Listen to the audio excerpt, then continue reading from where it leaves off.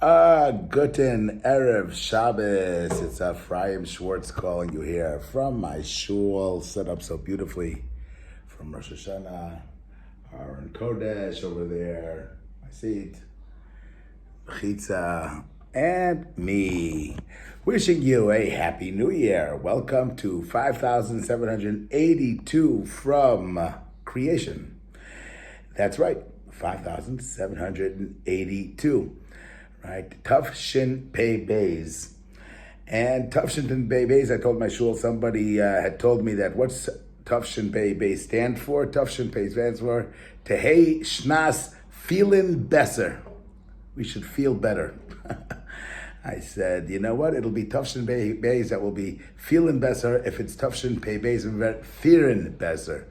We have to be better. If we are better, then Hashem will go ahead and the Mirz Hashem give us the best year that we're looking for this year. And on that note, we're entering Shabbos Shuva, the Shabbos to return to Hashem. Seemingly, somebody said to me, Shuva is almost a contradiction to Shabbos. Shabbos is peace, it's rest, it's oneg, it's pleasure, it's chulent, it's kogel. It's all types of great things.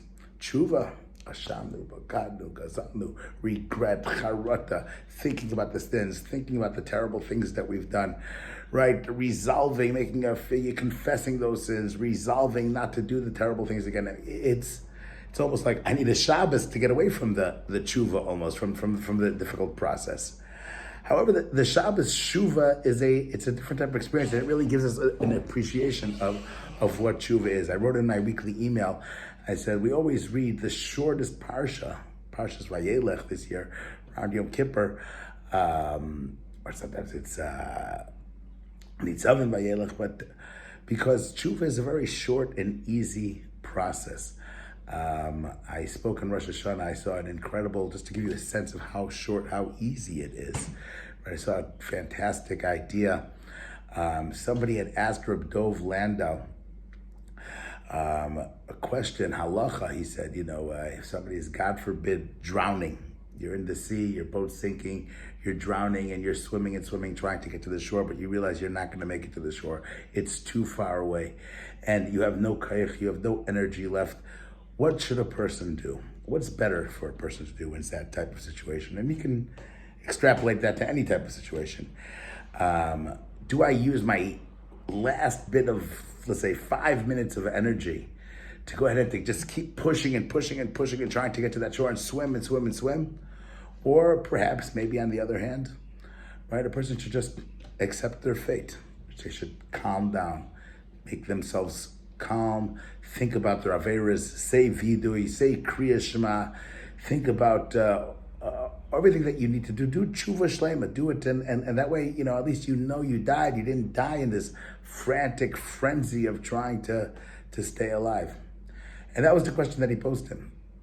Reb Dov Landau turns to them. What would you say? Ask your children. What would they think is the proper path? I threw it at our Shabbos table. Some people said, no, you have to always push for life as much as you can. Other people said, no, it's better, it's over, you die in tshuva, and then maybe Hashem will perform a miracle for you or something like that. And back and forth. Dov Landau turned to the person that was asking the question. He said to me, I don't even understand your question. He said, tshuva takes a second. Not even. What is tshuva? Tshuva is, I'm sorry, I didn't mean it. I want to be the different person. I have regret on everything that I did wrong. I just wanted to be, I wish I was a tzaddik. And I will always do good again because I feel so horrible about the way I did. That's all it takes. You did that, you're a tzaddik gomer. According to Rabbeinu Yonah, so the Rashi says, even if you just decide, I'm going to just change one little thing in my life, you're called a tzaddik gomer. You've changed everything. You've done tshuva. So what do you mean it takes a long time and you have to meditate it? That's it. Just feel that. The light at that moment, especially towards a person's end of their life, at that moment you have tshuva like you've never done. You see the light and you go, oh my gosh, I made a mistake. Boom, I want it, and it's over. Shabbos Shuva is recognizing the pleasure of Shuva, how easy it is, how much we can get close. Hashivenu Hashem elecha v'noshuva. We say Hashem should go ahead and return us. And then Hashem at the same time says, Shuva Yisrael, El Hashem Elokecha. Jewish people, you return to me. And the Medrash talks about this battle back and forth between word telling Hashem, you take us back.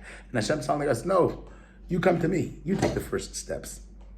And the question, of course, is seemingly we should be correct. A father hasn't seen his son for 2,000 years. Bring him back. Bring him home. Go to the airport. Pick him up. Don't tell him to take a cab.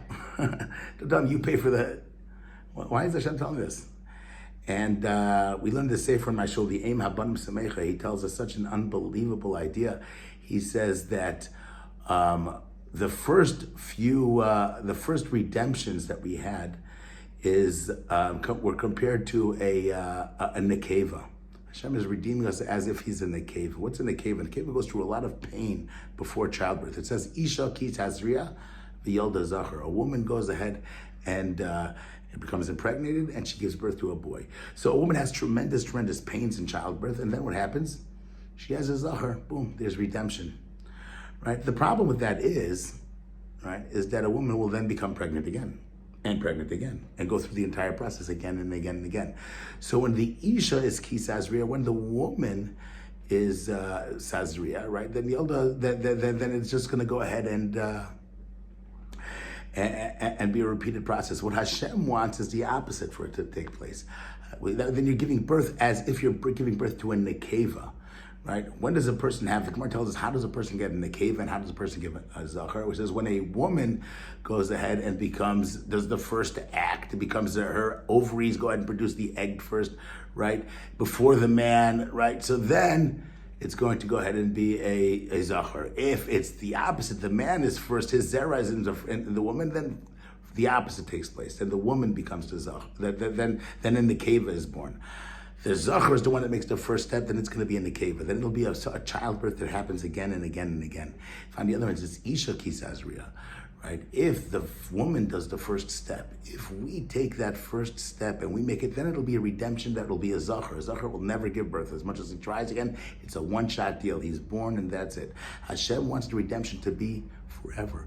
And all he wants from us is to take that first pleasurable step of saying, I'm done with it. I don't want it anymore. I want to have a new life, a new Shabbos, and then we take pleasure in the fact that it was so easy to be able to return to Hashem. The Parsha ends off, this week's Parsha, Vayelech, ends off Ad Tumam, and the Shira is those Lamdas Ben Yisrael, Ad Tumam, until the end of it. Except next week really is the song of the Torah that Hashem taught Moshe, that Moshe is teaching the Jewish people. So why say it till the end of it now? Say that at the end of the whole thing. Rav Shlomo Radomsk says, Ad Tumam means till the end of every single Jew, till every single last Jew does complete Shuva. From Jews, not from Jews, tzaddikim, chasidim, everybody does the tshuva that they need to do, that little bit of tshuva that we do. We can make ourselves tzaddik. All we have to do is all make that decision. We want to return to Hashem. We do that. We take that first step. This Shabbos, Hashem is standing there waiting for us, and He's ready to give it to us. I heard from Rabbi Waxman one last incredible idea. He says a father has tremendous presence. He bought the kids a brand new, incredible computer game. He bought a brand new car. He brought a new pet dog. And he comes home, he's so excited. He can't wait to see his kid's face when they see this beautiful new gift that he got them. And he walks into the house, and all of a sudden, mommy's at the door. And she says, you know what? Yonah did this and this and that, and he's been fighting all day with Tully, and this one's has been fighting with this one, and they spilled this, and they broke that. You better yell at them. And I told them, when you get home, you're going to go ahead and give it to them. And the father goes, oh my gosh, I've got this beautiful, I want to give them this gift. What am I supposed to do? So the father, but I'm not going to, but mommy's screaming, you got to do something. So you know what daddy does in that case? He says, because he's so excited to give the kids a gift, he doesn't want to miss out on that pleasure. He says to the kids, okay, all of you, I want you to apologize to one another and say you're sorry. Say you're never going to do it again. And I'm here. I'm going to give it to you. And that's what Hashem is doing. Shabbos Shuva, He's been waiting for us. We just anointed Him as the King. He's got the gift of redemption in His hand, ready to hand it us. And all we have to do is this week of Aser Simei Tshuva, say, Hashem Libagadnu, we're sorry. We're never going to do it again. And when we do that, Hashem will bring that beautiful, delicious Beis HaMikdash, bring it down, bring Mashiach, get us where we all want to be and want to go. So I wish you all a fantastic Shabbos, a good Shabbos, a mechila, slicha, kapara. I hope all of you forgive me for going over 10 minutes almost every single week on this drasha. And please subscribe to my weekly email this coming year. That should be your one thing that you change. Rabbi Schwartz at yahoo.com. You can also contribute to our annual campaign if you'd like by going ahead and contacting me. Zelle, PayPal, we have all types of great ways. And may you all be blessed with a good Gesinta, brand new year, and should be a year of Tavshin Pei Beis, that we all should be feeling better, fearing better, and we should also be zeicher to the Shechina, to the Beis HaMikdash. Have a fantastic Shabbos.